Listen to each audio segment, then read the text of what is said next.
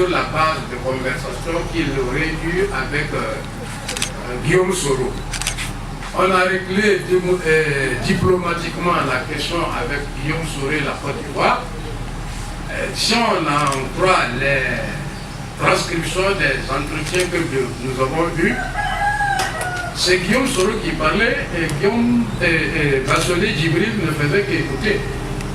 Il n'a rien dit qui puisse être retenu, en tout cas à partir de ces écoutes-là, contre lui. Bon. Aujourd'hui, les organisations internationales, même les Nations Unies, exigent sa libération pour deux raisons.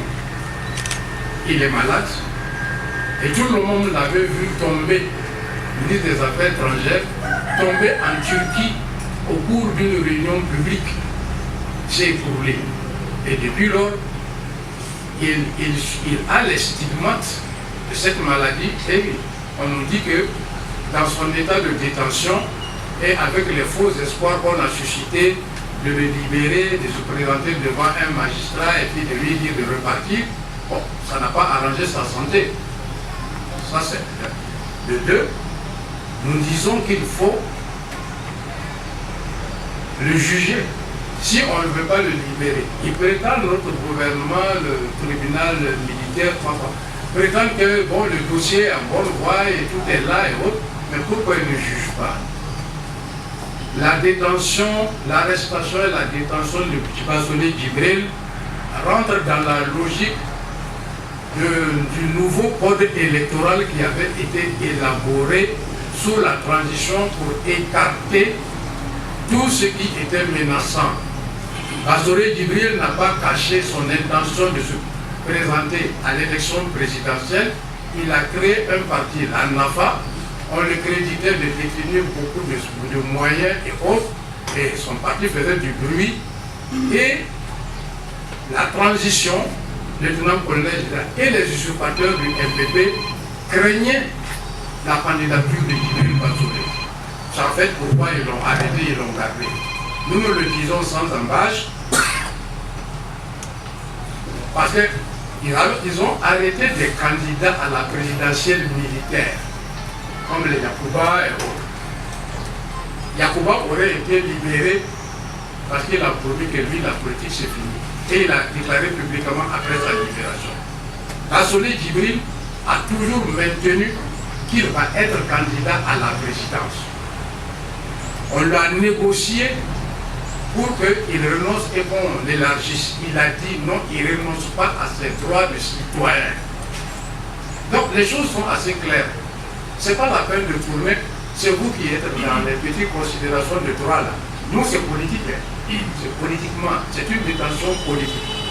Et aujourd'hui, on ne veut pas relâcher Djibril Bassolé parce qu'à l'international, s'il est libéré, il va rapporter beaucoup de choses. Et sur l'insurrection, et sur tout ce qui a été fait, sur l'usurpation de la transition bâtarde, sur l'usurpation du pouvoir par le MPP. Et comme on dit qu'il est très introduit auprès des bailleurs de fonds, les Arabes notamment, il va leur fermer des portes. C'est pourquoi Roch Marc Christian Kaboré veille particulièrement à ce que Djibril ne soit pas libéré. Et je ne sais pas pour ça pourquoi il s'entête jusqu'à aller heurter l'ONU de front. Les tons et les propos qu'ils tiennent à l'égard des Nations Unies ne sont pas corrects. Ce n'est pas conforme à ce que nous disions là. Notre façon de faire de notre peuple, bon voisinage, tout ça, respect de tout, mais respect de toutes les institutions internationales auxquelles nous sommes. Eux, ils ne les respectent pas, ils ne respectent même pas les conventions et les accords qu'on a signés qui doivent être introduits dans notre constitution. Et bon, voilà où on en est. C'était des antidémocrates. Ce n'est pas normal. Et nous sommes d'accord avec les Nations Unies qui exigent sa libération. Ouais, donc, s'ils ne veulent pas le mettre en liberté pour le temps, qu'il accélère son procès. On espérait que, après le procès des deux groupes de militaires, la programmation, ce serait le procès du général Djendjere et des ex-RSP et de Djibril Bassolé. Nous l'avons même dit à notre rentrée politique en disant que le dossier de jugement du général Djendjere et des ex-RSP allait rester en travers de la gorge. C'est écrit noir sur blanc. Bon, mais ils choisissent un peu moins compliqué, seront eux. Ils décident de juger Blaise et son dernier gouvernement. On attend qu'ils le jugent, qu'ils le mettent en liberté provisoire ou qu'ils le jugent.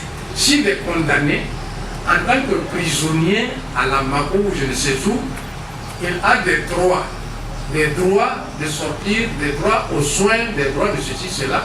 Et dans ce cadre-là, il pourra aller se soigner au moins, on s'inquiète pour lui. Il a été notre adversaire, nous a enfermés, mais ce n'est pas pour autant que nous voulons qu'il meure. Nous n'avons jamais voulu ça pour elle. Même si la mort est obligatoire pour nous tous. Ouais.